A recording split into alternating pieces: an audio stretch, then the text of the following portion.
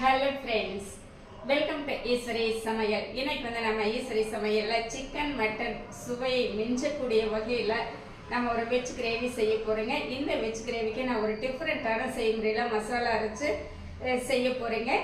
மிக சுவையான இந்த ரெசிபி எப்படி செய்யலான்ட்டு பார்க்கலாம் வாங்க. இப்போ நம்ம ஒரு பாத்திரத்தில் ஒரு பிரிஞ்சி இலை, இந்த அளவுக்கு 2 துண்டு பட்டை, அன்னாசி மொக்கோட இதழ்கள் ஒரு 6 இதழ்கள் சேர்த்திக்கலாங்க. 4 வரமிளகாய், 1 ஸ்பூன் ஜீரகம், 1 ஸ்பூன் மிளகு, 1 ஸ்பூன் சோம்பு, 4 பல் பூண்டு, ஒரு 1/2 டம்ளர் தண்ணி சேர்த்திக்கலாம். சரிங்களா? அடுப்பு மீடியமாக வச்சுட்டோங்க. ஒரு 5 நிமிஷம் நல்லா கொதிக்கட்டும். நம்மளுக்கு மசாலா 5 நிமிஷம் நல்லா கொதிச்சிடுச்சுங்க. இப்போ நம்ம எடுத்துக்கலாம். ஒரு 125 கிராம் சோயா உருண்டைகள் எடுத்து நம்ம சுடுதண்ணியில் போட்டுங்க. ஒரு 5 நிமிஷம் விட்டு எடுத்து நம்ம பச்சை தண்ணியும் ஊற்றிட்டோங்க. இப்போ பார்த்தீங்கன்னா நல்லா ஆறிடுச்சு. நம்ம நல்லா புழிஞ்சு எடுத்துக்கலாம்.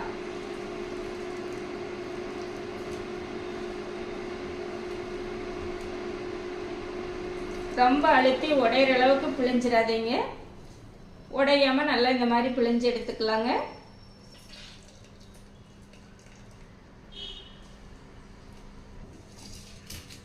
இருக்கட்டும்.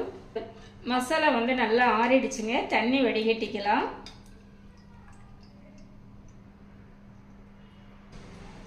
இந்த பிரிஞ்சி இலை மட்டும் நல்லா பிச்சுட்டோங்க. இது சேர்த்திக்கலாம். இந்த மாதிரி சேர்த்துட்டோம்னா நல்லா அரைபட்டுரும். இப்போ இது எல்லாமே நல்லா மிக்ஸி ஜாரில் சேர்த்திக்கலாம். நம்ம வடிகட்டி வச்சிருக்கிற தண்ணி அரைக்கிறதுக்கு சேர்த்திக்கலாங்க. இந்த மீதி இருக்கிற தண்ணி நம்ம கிரேவி செய்யும்போது சேர்த்திக்கலாம். நல்லா நைஸாக அரைச்சி எடுத்துகிட்டு வந்துடலாங்க.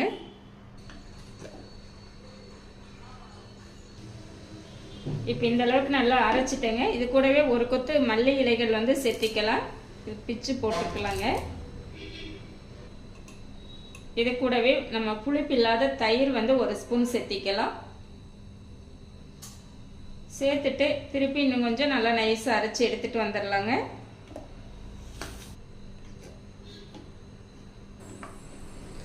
பார்த்தீங்கன்னா இந்த அளவுக்கு நல்லா நைஸாக அரைச்சி எடுத்துட்டோங்க. இருக்கட்டும். நம்ம பிழிஞ்சு வச்சுருந்த சோயா உருண்டை ஒரு மிக்சிங் பவுலில் சேர்த்திட்டோம். இப்போ நம்ம அரைச்சி வச்சுருந்த பேஸ்ட் சேர்த்திக்கலாங்க. 1/2 ஸ்பூன் கரம் மசாலா, நீங்கள் சிக்கன் மசாலா கூட சேர்த்திக்கலாங்க. அடுத்து நான் ஒரு தக்காளி இந்த மாதிரி அடித்து எடுத்து வச்சுருக்கேங்க, சேர்த்திக்கலாம்.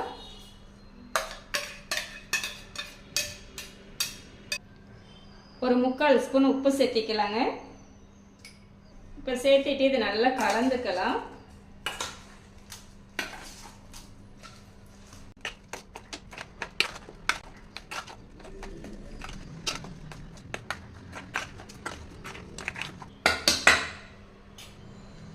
ஒரு 1/4 ஸ்பூன் மஞ்சள்தூள் சேர்த்திக்கலாங்க.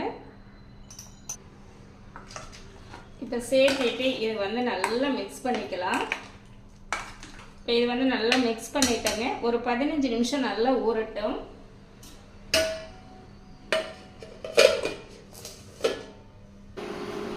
கடாயில் 2 ஸ்பூன் எண்ணெய் சேர்த்திக்கலாம்.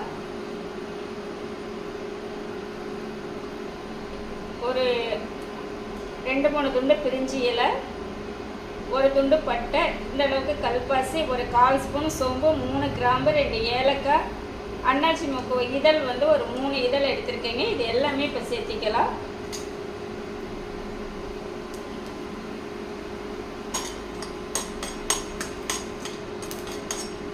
ஒரு 2 மீடியம் சைஸ் பெரிய வெங்காயம் கட் பண்ணி வச்சுருக்கேங்க, சேர்த்திக்கலாம். சேர்த்திட்டு கலந்து விட்டுறலாம்.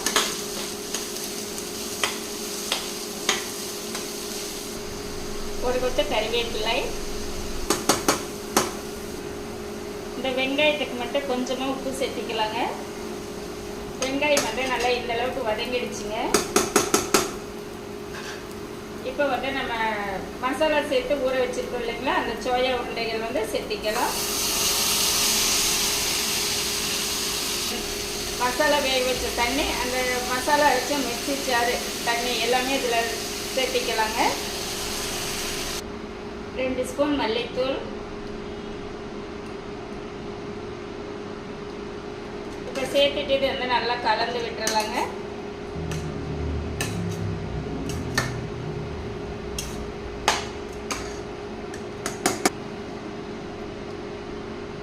திருப்பி ஒரு 1/2 டம்ளர் தண்ணி சேர்த்திக்கலாங்க. இப்போ சேர்த்திட்டு நல்லா கலந்துக்கலாம். நம்ம சேர்த்திருக்கிற மசாலாவில் இருக்கிற பச்சை வாசனை எல்லாம் போகணுங்க. அந்தளவுக்கு நல்லா வதங்கி அந்த கிரேவி வந்து நல்லா கொஞ்சம் சுண்டி வரணும். ஒரு 5 நிமிஷம் வந்து மூடி போட்டு ஒரு 5 நிமிஷம் விட்டுறலாங்க. இடையில வந்து எடுத்து கலந்து விட்டுக்கணுங்க.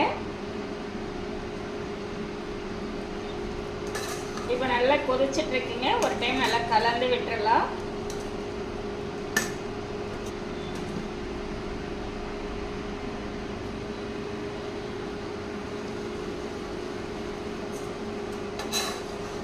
இப்போ பார்த்தீங்க அப்படின்னா நான் 2-3 டைம் இடையில எடுத்து நல்லா கலந்து விட்டுருந்தேங்க. இப்போ நம்மளுக்கு வந்து சோயாவும் கிரேவியும் நல்லாவே ரெடி ஆகிடுச்சுங்க. இந்த அளவுக்கு இருந்ததுன்னா நம்மளுக்கு சாதத்தில் வச்சு சாப்பிட்றதுக்கு, சப்பாத்திக்கெல்லாம் வச்சு சாப்பிட்றதுக்கு ரொம்ப நல்லாயிருக்கும். கொஞ்சம் ஜூஸியாக இருந்ததுன்னா நல்லாயிருக்கும். சரிங்களா? அவ்வளோதாங்க. இப்போ நம்மளுக்கு நல்லா ரெடி ஆகிடுச்சு.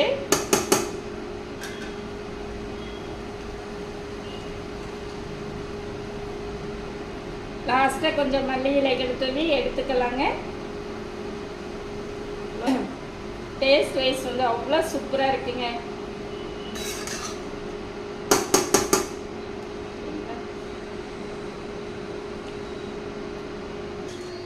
இப்போ நம்ம கிரேவி வந்து சர்வ் பண்ணிக்கலாங்க.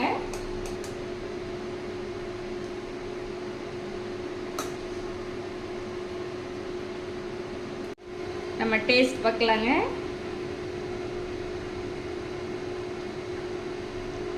ரொம்ப ரொம்ப சூப்பராக இருக்குதுங்க. வெஜ் பிரியர்களுக்கு வந்து ஒரு அருமையான ஒரு சைட் டிஷ்ங்க. இதே மாதிரி நான் செஞ்ச மெத்தடில் நீங்களும் செஞ்சு பார்த்துட்டு எப்படி இருக்குன்ட்டு கமெண்ட் பண்ணுங்கள். நான் செஞ்ச இந்த ரெசிபி வந்து உங்களுக்கு ரொம்பவே பிடிச்சிருக்கும்னு நினைக்கிறேன். இந்த மெத்தடில் நீங்களும் செஞ்சு பார்த்துட்டு பிடிச்சிருந்தால் லைக் பண்ணி ஷேர் பண்ணுங்கள். நம்ம ஈஸ்வரி சமையலை சப்ஸ்கிரைப் பண்ணி வச்சுக்கோங்க. இனி ஒரு நல்ல வீடியோவில் பார்க்கலாங்க. Bye bye.